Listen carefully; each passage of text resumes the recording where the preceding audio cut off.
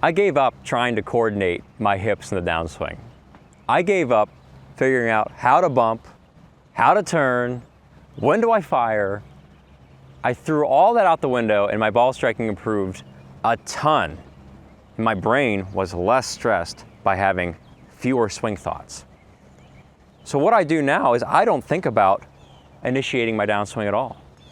No, what I'm going to share with you today is my downswing initiation technique, where the correct blend of bump forward and turn is automatically coordinated without a single swing thought.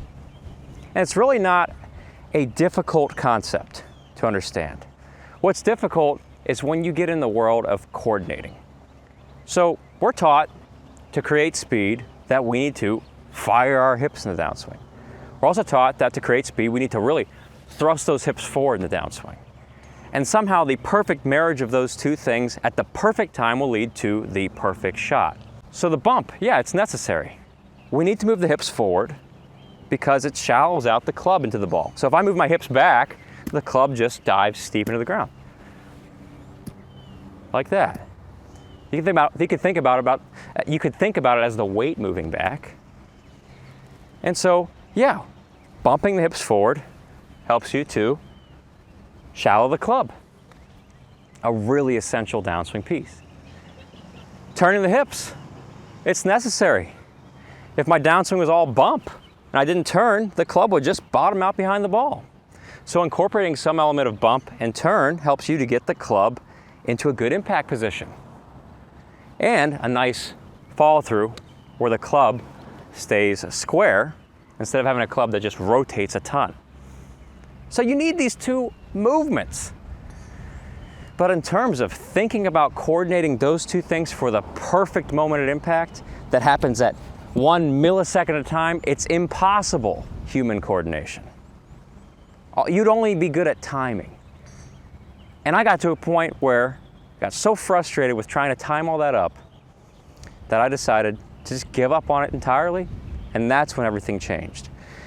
Here's the beauty of this new way to start the downswing.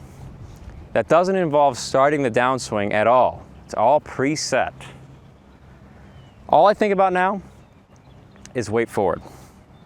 And what's interesting is this concept will not only improve the quality of your strike, but it will also give you more turn for more swing speed. So farther, body friendly, effortless speed. Setting the weight forward eliminates the need to think about a hip bump, because if I set my hips where I would naturally be bumping to, you think about your downswing as being, I'm going to bump here. Well, let's just throw it out the window. Let's just start there. So I'm starting in my preset downswing position. Bump taken care of. Now, I'm going to hit a shot from here just by swinging my shoulders, anchor the weight. Very solid strike. So you can see my initiating downswing move is determined just by the weight. By setting the weight forward, my hips continued to move more forward, but there was no thought of going more bump. I've already maximized my bump. That's a really weird way to put it. Maximize my bump. And if I was to anchor my weight in that position with every club in the bag, I could play some pretty darn good golf, presetting and eliminating the need to fire the hips or even think about bumping the hips.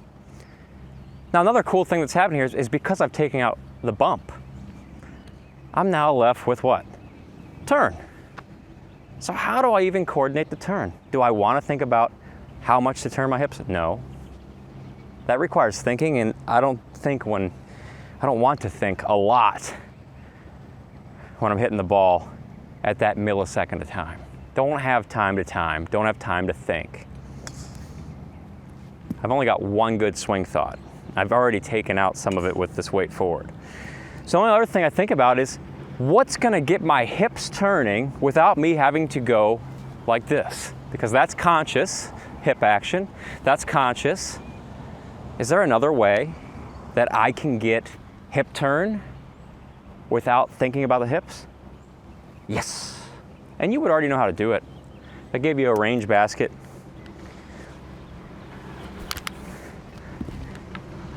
And I said to you, hey, why don't you just chuck this range basket downrange toward the target.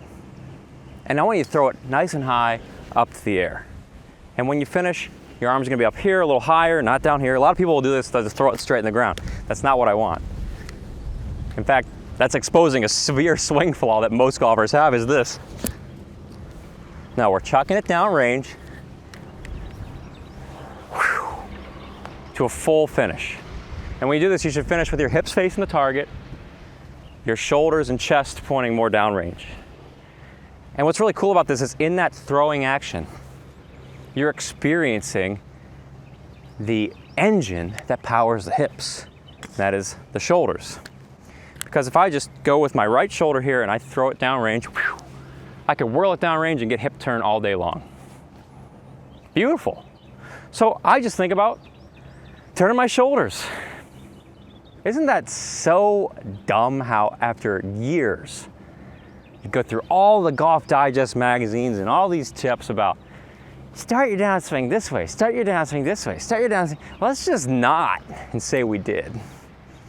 No, I just like presetting the bump and then I say, okay, shoulder, move downrange. Get my shoulder moving past my body, past the ball. Whew, there it is. Look, the downswing is right here.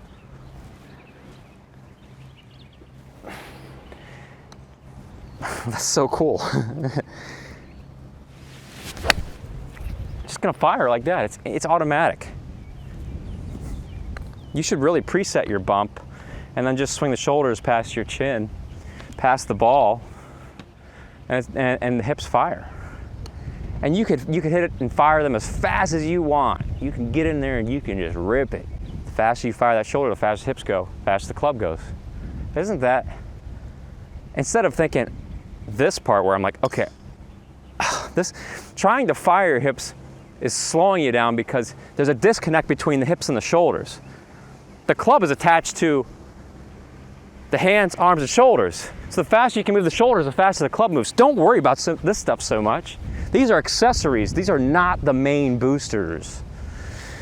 These things allow this to move faster.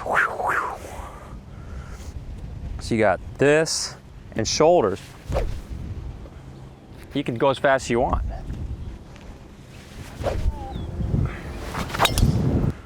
I could really fire those hips without firing them. So just don't. How do you feel about that? I think it's like the coolest concept. Now, something a lot of golfers want to, you don't hear this talked about at all, but when we analyze any golf swing, but I'm going to look in the lens of professional golfers, one thing remains true. The more you shift, the more you need to bump. So I'm starting from here, presetting the bump, and I'm already ready to just fire around that point. The ease of movement, the most efficient movement. You'll see some golfers will move their hip off of this wall. Okay, so when they do that, what do we need to do? Well, if I'm moving my hips back off the wall in the backswing, I need to equally bump them forward to get to the wall and beyond it. So this is why you see with the golfers who shift the most, they need to bump forward the most in order to get into a good impact position with the club staying shallow and keeping their weight forward throughout the swing. Ben Hogan, great example of somebody who preset their downswing with their backswing, like this. So you see Hogan's hips pushing into the line, into the wall, and from here it's all ripping it hard with the shoulders. So that's the most Hogan way, and funny enough, the way that I'm showing you is the Hogan way. So I wouldn't even think about getting off this line for the most efficient, powerful move. This is a waste. This is speed. This is the most efficient direct path. By presetting the bump, my hips are allowed to turn faster through the shot. But when I have to consciously bump forward more, it's harder to figure out when that turn starts. It's also difficult to get them moving faster. You can just feel it. Try it. Back, then bump, and then turn. Okay, I have to slow down my shoulders to consciously be aware of when this is going to be coordinated. Or I could decide, forget that,